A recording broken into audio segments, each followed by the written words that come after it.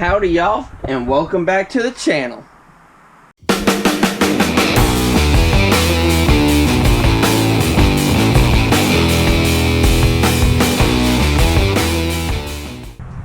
As you saw last video, we got up our pegboard wall.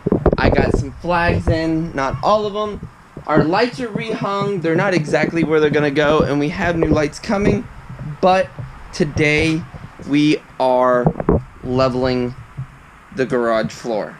So as I stated last video, this whole side of the garage tends to, water comes in from the front. As you can see, that's how far the garage has dropped, like a good amount. Like it's almost 2 inches. And you can see this crack here. That's kind of where everything has gone and started falling. So what we're gonna do is we are going to cap this area of the garage, and we're gonna feather it in to this area here. So what we're gonna go grab is levelcrete, some muriatic acid, and some working tools. So what we have to do first is we have to take our muriatic acid, our etching acid, and clean all the dirt, the grime, any oils, anything, and we have to prep the concrete and clean it so that the new levelcrete will actually stick to everything and actually not just float above the floor, and actually sticks to it. Because what we're going to do after we're done with that is we are going to epoxy the whole garage. But we want it to be level first. So first is to sweep, clean, and get our acid.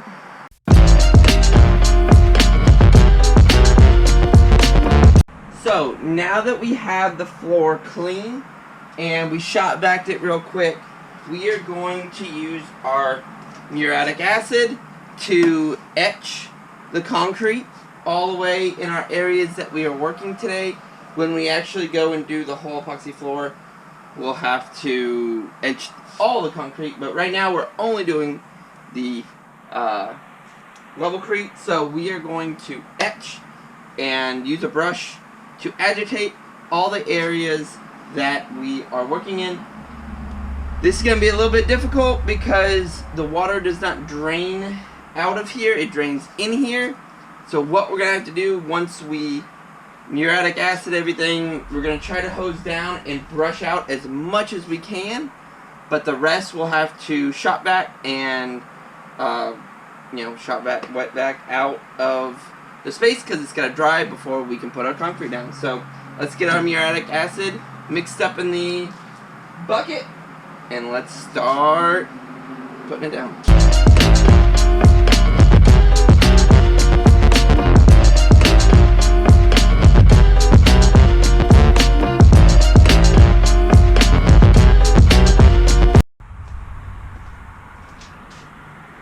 So as you can see, the acid actually changed the color of the concrete back to probably what it should look like if we power sprayed it. But you can also see characteristically how the water flows into this garage. So you can see where it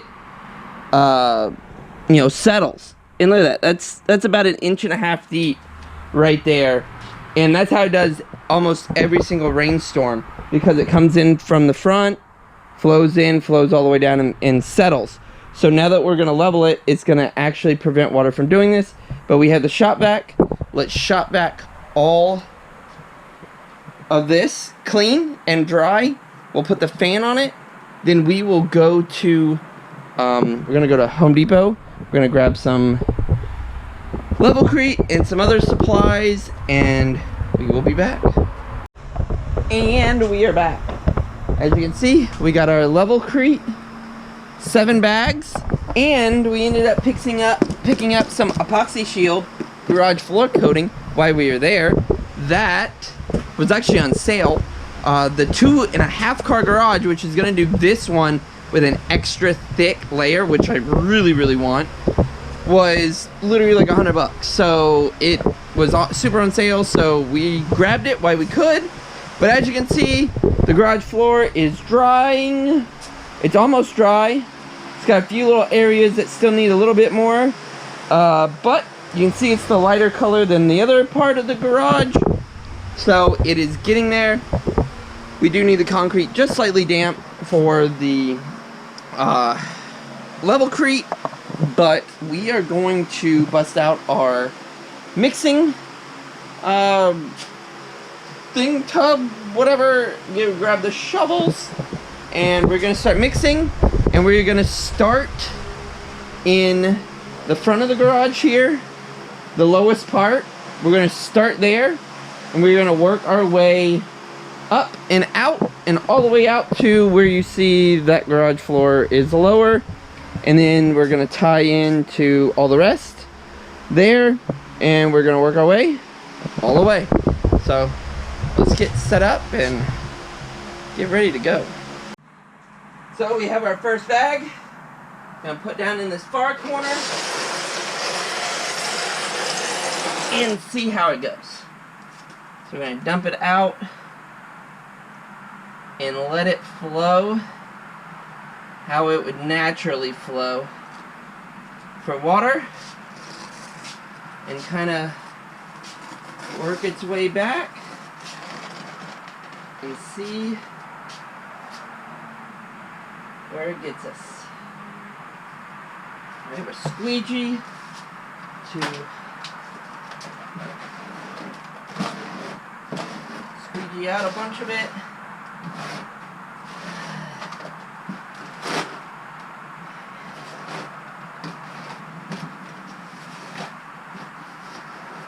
Okay. And we have like a 20-30 minute working time with this stuff. We do have some chunks that we're gonna have to get out of there, but I have to work it and get it all. Yeah, I have to do it in stages in that bucket. But as you can see, it's self-leveling itself into the low spots. And then what we're going to do, we're going to feather it out toward the car. And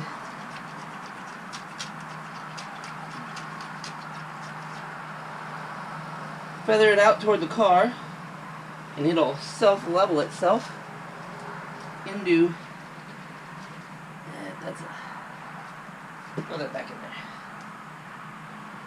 And then see where it kind of gets us. Self-leveling it. Then we'll trowel the edges with a trowel here, like so, to get flat feathered edges. And when we get trash in it, just pull it out.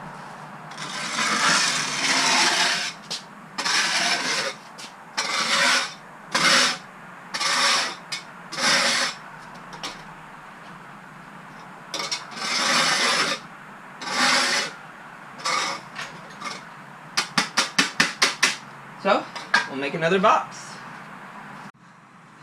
Third bucket.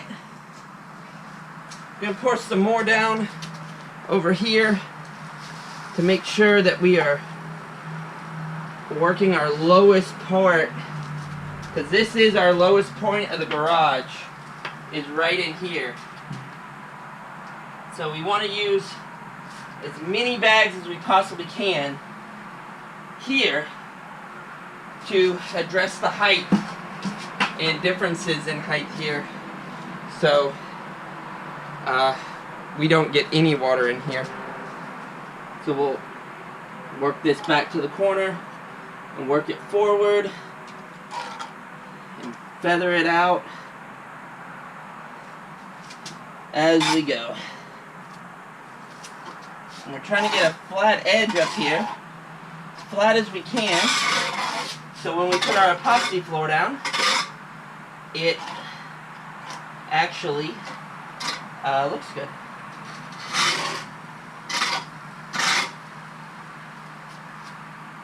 and it will self-level itself. So the more we put in, the more it'll flatten out itself and work its way around. So let's get another bucket.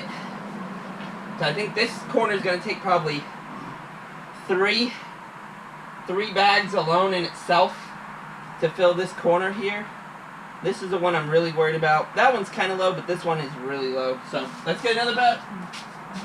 As you can see, it's flowing into the low spot. So we are probably up about 1.5 inches over there on that side where we need to be. And it's starting to work its way back down this way. Little piece of concrete there. So it is doing what it's supposed to do. So we are working it and